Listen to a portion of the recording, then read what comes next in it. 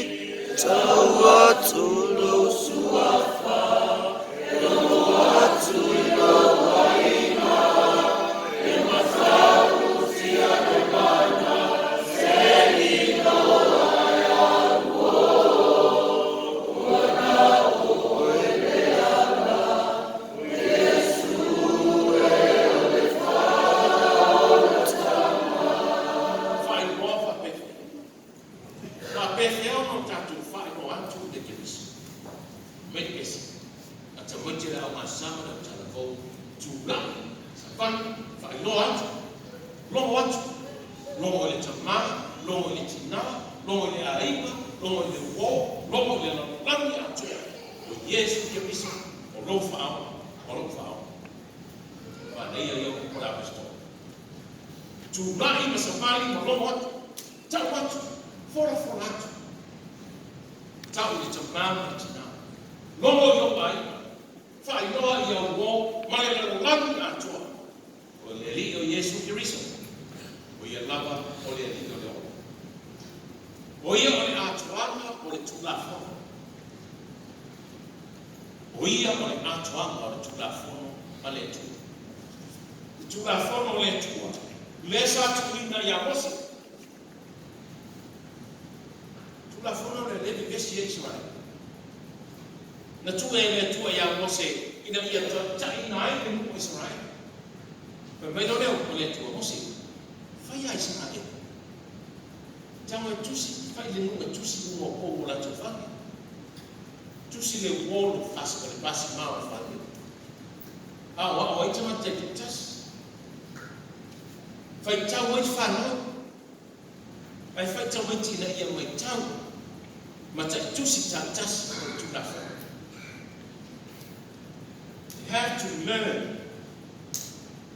learn hard the letters of the Romans. Wa o tu la fon. Ala tu toxikia. Fa o la ina leo na to. A toxic tu la fon na most taia. Ta wa me tu vino le la to. A toxia te mata most taia. Fa mo ina leo no langa. Mai na la au para apostolo in esse. Mai apostolo. Tanga tayo o tau Lord men mo tu ya Israel. O lato mai tau mata tusi masila pela ta tas o tu la fono. Fa lai na ina tu. Ita yan. O lato le mana malamba le wingo tu la fono. Le wa fio mai ese ke riso.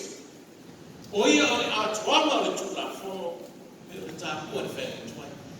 Wa tau no ia te ia tu la fono.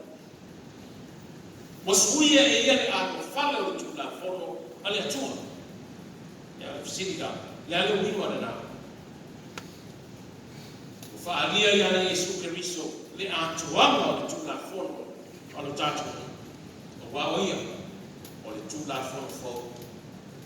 Na la tu la fono le. La fono le lofa.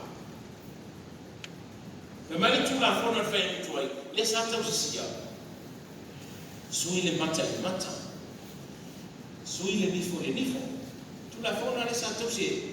Me mai no le. A sta ye o tau Israel. Ye o mia lo to bona. E sa ye su fai mai. Tu sa le winga pena. Sui le mata. No winga a po mai oi. Ye tu di lo fo ya oi po wa. A po mai po atu i mai tu ya. E fa mai Yesu. Ega. Ele mo se fa fa mi o to. Ale la sui. A po mai tu ya. Ni vingu ko nisi tu. Ali mo. A po mai nisi tu. Ni vingu nisi tu. Ai ko po mai. Ai ko fo yo ya va fo yo po mai. Ye na ni sa me no. Fa mai Yesu. Ya ye mo se fi le ko ben. A po mai. Ili wele tasi tu ai tamai ona ali tamai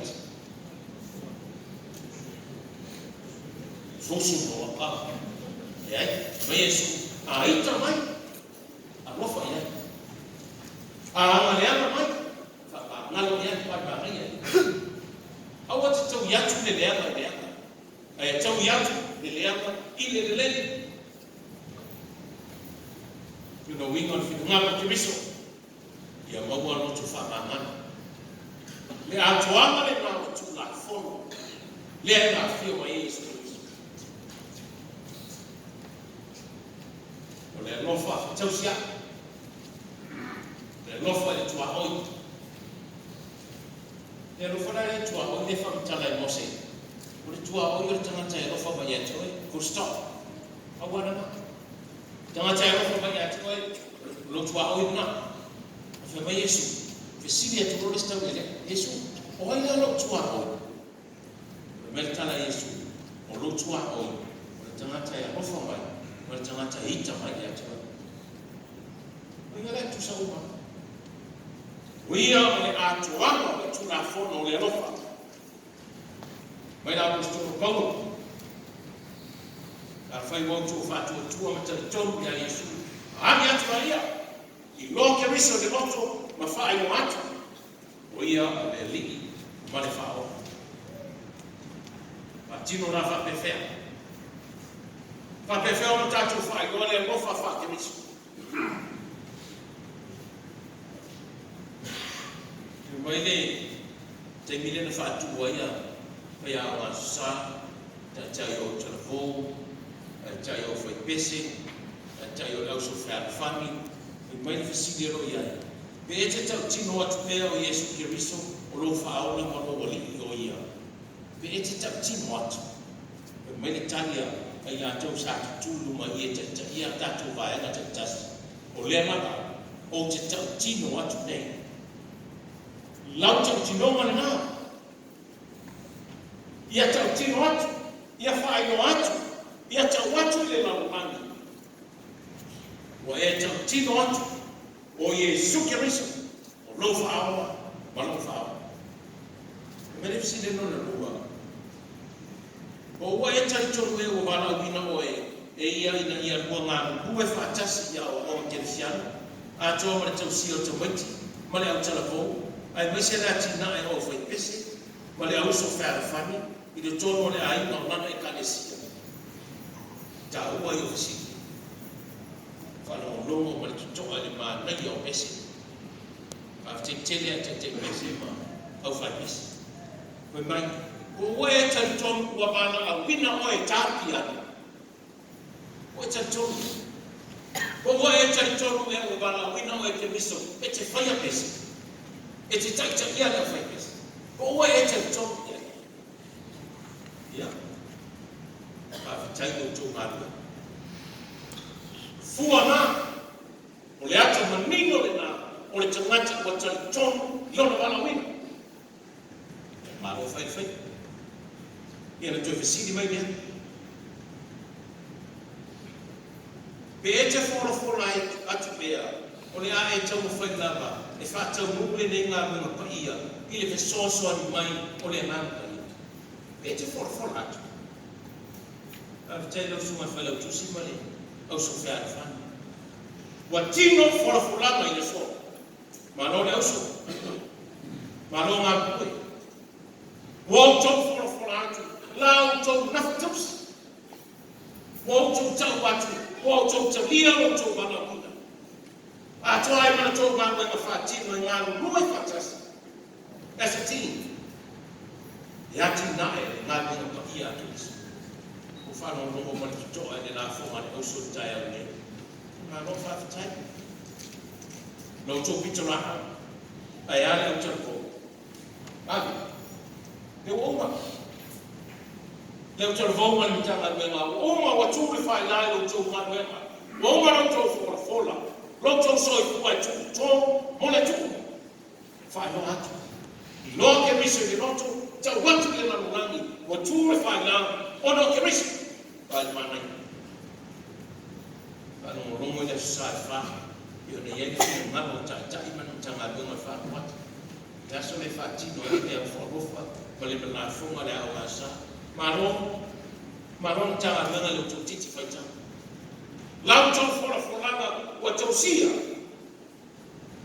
Ale ko mako ai o tau wana whana. E lofa whana tua. E ale lei whasoa.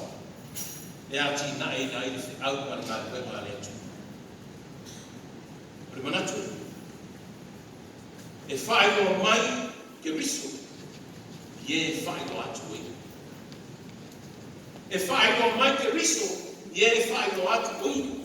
Rorowi, e whaeloa mai le rofa ke riso I te ngata nā tō te whaeloa atu koia. I mai kou, a whae te tau tino, ma whaeloa atu ke riso I le larulangi. Na whaola ina lea hoi. Wai mātai. O le whaolaina o le tangata, o le whaelo mai leo le alofa whaalia o le tua. I le tangata. Le alofa le whai mea tu nā wha. Mai Yesu. I lona so. A whai o tō loa ia mea. Ia o tō pēa o tō whai. Wāne. Lea o onga na tua Yesu lona so wha Yesu. A whai o tō loa. Ia o tō. Asi si wana i le whai mai Yesu. Ia o tō ka whai tō te mata ia. No. Le mai Yesu. Ia o tō pēa o tō whai. Ia o tō pēa whai tō te whātino. Lea. Ngā lua e whātasi. Ngā lua e whenango mai. Mai Yesu. A whai tō mulu i o tō mai. E au o tō whe mulu mai. Ngā lua e whātasi. Ke soa swani le tasi le isi. Whaalia le rofa o ke riso. I e nā tō ki tau watu ke riso e le raranafu. E le foi tau e whai nei tūrangi lea. O le ana taua ma le tu tangata i sa whata. Masa ni ei ka enga le pai tu i sa whata ma whanga. I e pia. O le o koe whapea. A whai e te noa o tonga mau. O te noa foi koe su lepa. A whai e te noa o tonga mau. O te noa foi koe su lepa. O tonga mau si lepa. O malai e tua i sa whata. Malai e tāua i tua i sa whata e bua. O le winga lau me whai tau. A whai e te noa o si lepa. A whai e te sau o whare velame. O te noa foi koe i tonga mau. O te alata foi nalo o whare velame. Nalo no winga. A whai e te noa o whaalia te miso le no rangi. E ma whai foi o whaalia. O e mahano te miso i loa te maa. E mai Yesu. A whai foi ki tau tau wa i le no rangi. O te tau tau foi o tau i loa te maa. Una toina mai leo manuma manuia. O oe, lau whanau, lau ai. A ima o whaolaina. Whaolaina le oe. Whaolaina. Tu whisiga ni loko nani meta o whaolaina. Me li tala i si toina. Se o le ola i o le ainga lele. Ainga leo seme. Le ola i o le ainga. Ola whawhea. Se o tō tere rai. O tō tō tere. O tere fo i plato tamau ainga.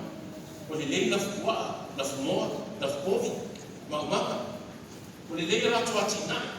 O tele tupe, o tele te maa ainga. Woma le ainga. Woma i sino. Pe mai, eu whoringa nā reona. Woma le tino. O tele te maa ainga mai le tua. E le ngata i lea. O sa ili e le tō whā ma le whāu tō tama. Le tō whā roto ma le whāu tō tama o. O sa ili ai. E o lai ni nu. E o lai ni karesia. E o lai ni tahari. E whaalia ni manu ke miso. Ia i la tō e tau watu tōna sua. Le sonu me whengi tuai. Whai mai ia koko ia Iosefa. Iosefa e si o watani whaperi mele. Sau e ane asi o uso. Lai leo mā moe tō tau. Se kema. Sa wai me wa ai. Wai me wa ai po a mai nā tōko sa wale mu. O whaperi mai. O whape whea mai le leo ino le lafu mai. O manuia le lafu mā moe. Ka nei e whina ngaro tōi. Amu sei mai. Se vai mai o uso e watu. Se ia tau watu ia te la tau. E le ngamo a fia i siu rama. E mana tua pēr tau i atu mā. E mana tua pēr o tau whai a leo i le teini maneta. Sau nā. Au e wa ai o whape whe mai. Nā nutu. Tāmu whai o tau ese tūna maape. O le fi tau i whina ngano te mā. Maloto le uso. Na liani ko ai Iosefa. O sai me ale la uma. Ai ngā kau whakatau mani e kōpure mo moe mo. E so iare moe. Ia le ua ngā ronga lau. Mo le whetau. Mo le whetau i mana au ta mana tui ai o se whai ame vai uso. Mo le mera o tuki lo. E watu o se whai. A tini tino moe o uso. Whai moe o uso. Ia eri. E o sa meri whai miki. E kama whai miki re lo sa. O mai la esi o tātou whasioti ia te. Pawai o tō i tapu le mana o whai uso. Le mana o ta mana. E ane ta watu o nā lofa. Na whai e o se wha maa whia. Ai vai me o tapu kule e i. Tapu kule whasioti. Ne i noa o se wha. Nā lena ni nofo whātau. Nofo whātau e kuito. E le i tau ia i o se wha le ama. I le leama. E le tau ia i o sefa le ita mai i le tatu. Aia. Tali le rofa. Tali le rofa whamangalo. I kunga le nā whaino atu i o sefa iai. Uia. O whātua tua i le li o Yesu Kiriso. O ia whaino atu i Yesu Kiriso. O le atuanga o le rofa tunoa. O le ikunga o le napea. Nā rena toi o toi aisi e. Nā o toi suke mea ai ai e pito. Nā o toi tō whao i ai Josefa. Josefa o whae ai ne wharao. O i ai papa. O whae ai ne tuku. Awe i ai ne ofu. Babae wha ofu ai. Tu i ai le mama au. O le whiwhi au. O whae ai ne whai mapule o ai o wharao. O ina ia i le tua manuia i le tangata na te whaino atu Kiriso. Whainoa ni moto mamau. Pato ai ma le ane tonu ma whamau. Tanga wea, le ata le nā, o le tangata na te talia Kiriso. O le ata le nā ma le tau unga le nā. O e maa, ka whai tātou te tau atu Kiriso. Talia i o tātou moto. Tātou whaino atu. Tuina mai Kiriso ngā rue ma mi atu koe maa tātou te whaino. O whapai pē te unga wharsa. I le vai aso ma le vai aso. E le whaingo whieti nā. Tanga wama. E le whaingo whieti. E le tau mo whieti. E tau tā. O te uia o toi tau tā. O ie ne, o le mtoi tau tā. A o le tapenanga o le ai, o le moa ina o le pao, o le mele ina o tafu o whalsa, ma le lotoa, e le whai mo whie. Ai maa fua i siapa o whai. Whai mo whie mea ua loto roto atu i le tu. Alo ngā nui. O le ata le nā o tangata wa tari tono, ma whātua tua i le tua. Ma whai o atu Kiriso. E ala i teu whumana. E ala i mata o whio te. Vai i mani. O le whātusa leo Kiriso. O rona mata o whio leo. Tina ae mani ngā reo whai. E pai o ni tangaro. A wai le nā tina ara. E le nā tina o isi ato o te le vai tina. A o nā ta maa le ta pena. Maa roa ni ta maa. Mai mai nā tina e au nei lau. E au fu tatu i nei lau. Whaau ngā tātou ina i lau. Mano ngā koe. Mai ni tala kupo Yesu o roho i le lami logo o tūtau. O roho i le lami logo o tūtau. A wāo te wāo au i atua rota mā. O na toina leo na rūra. Whāpathianga i ati koe. O lena te tau Kiriso. E tau fo i Kiriso rona i koe. O lena te whaariatu Kiriso e na rora, e whaai loa fo i ai ma manu Kiriso, ma tō i ai whamani au.